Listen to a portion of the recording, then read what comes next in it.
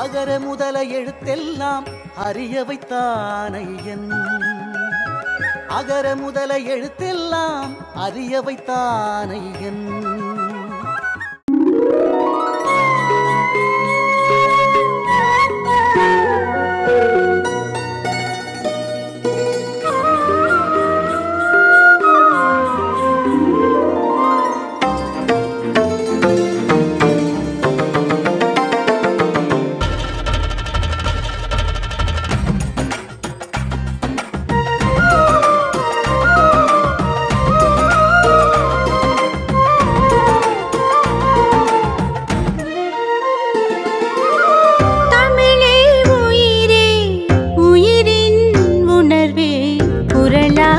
மலர்ந்தாயே மொழியின் வழியே வாழ்வின் உயர்வே குரலாய் பகிர்ந்தாயே. அறமும் பொருளும் அமுதாய் அளித்தாய். அறமும் பொருளும் அமுதாய் அளித்தாய். ஐயன் உனைத்தானே உருகியே உணர்ந்தோமே. தமிழே உயிரே உயிரின் உணர்வே குரலாய் மலர்ந்தாயே.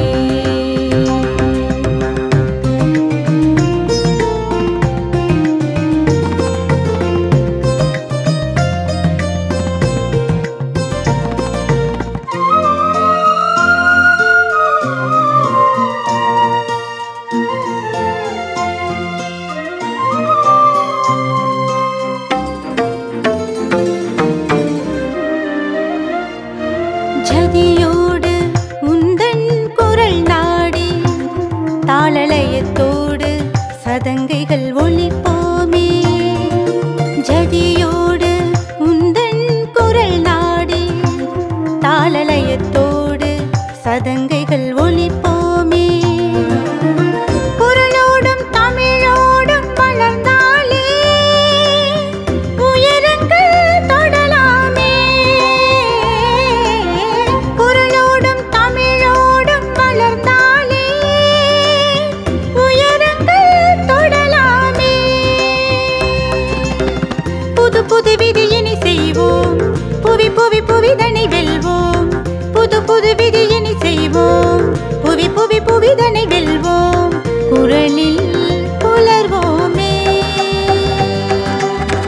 தமிழே உயிரே உயிரின் உணர்வே குரலாய் மலர்ந்தாயே.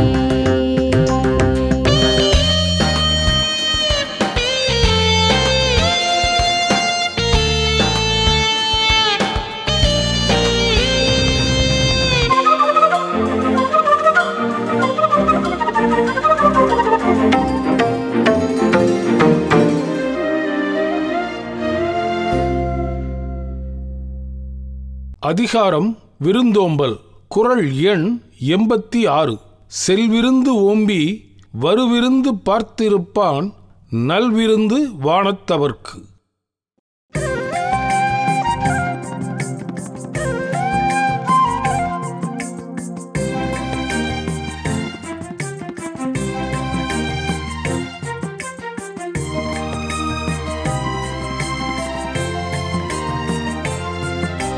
செல்விருந்து ஓம்பி வருவிருந்து பார்த்திருப்பான் நல்விருந்து வானத்தவர்க்கு.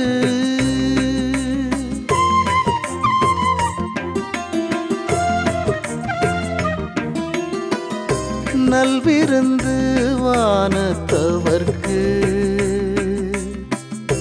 நல்விருந்து வானத்தவர்க்கு. செல்விருந்து ஓம்பி வருவிருந்து பார்த்திருப்பான் நல்விருந்து வானத்தவர்க்கு. நல்விருந்து வானத்தவர்க்கு. நல்விருந்து வானத்தவர்க்கு.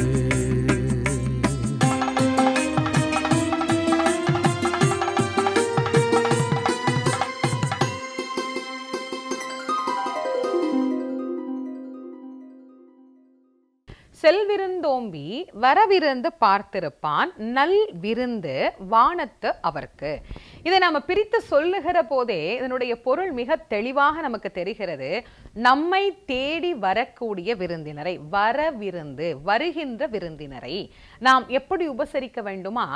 அதிதி தேவோ பவா அப்படின்னு சொல்லுவாங்க. அதாவது வரக்கூடிய விருந்தினர், நம்மை தேடி வரக்கூடிய புதியவர்களுக்கு தான் விருந்தினர் அப்படின்னு பேர்.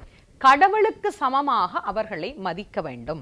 அவர்களை நாம் கடவுளுக்கு நிகராக மதித்து ஒரு தெய்வமே நம்மை தேடி வந்தது போல் அவர்களை கொண்டாடி அவர்களுக்கு உபசரித்தோமே ஆனால் நம்மை இந்த உலகமானதும் அல்லது நமக்கு எந்த விதமான பேரு கிடைக்கும் அப்படிங்கிறத அடுத்த வரியில சொல்லுகிறார் பாருங்கள். நல்விருந்து வானத்தவர்க்கு, தேவர்களுக்கு ஒப்பான மதிப்பு நமக்கு கிடைக்கும் அப்படிங்கிற.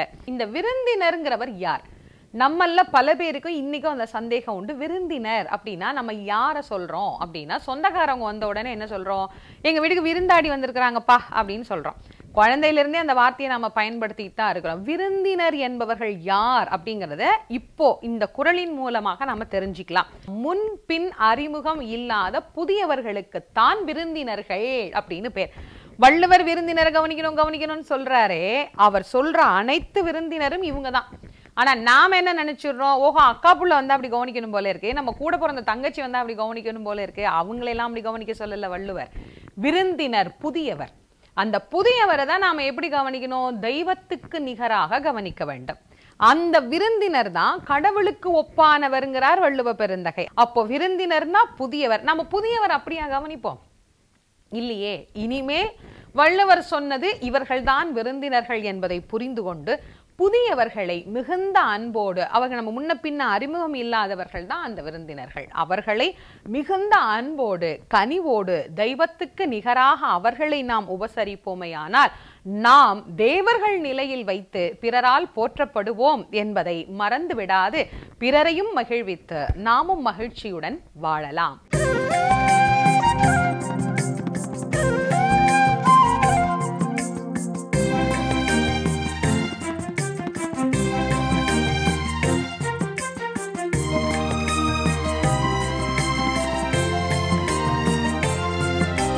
செல்விருந்து ஓம்பி கருவிருந்து பார்த்திருப்பான் நல்விருந்து வானத்தவர்க்கு.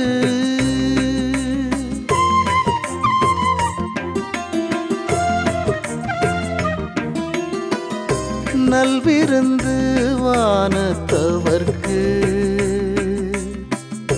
நல்விருந்து வானத்தவர்க்கு. செல்விருந்து ஓம்பி வருவிருந்து பார்த்திருப்பான் நல்விருந்து வானத்தவர்க்கு, நல்விருந்து வானத்தவர்க்கு, நல்விருந்து வானத்தவர்க்கு.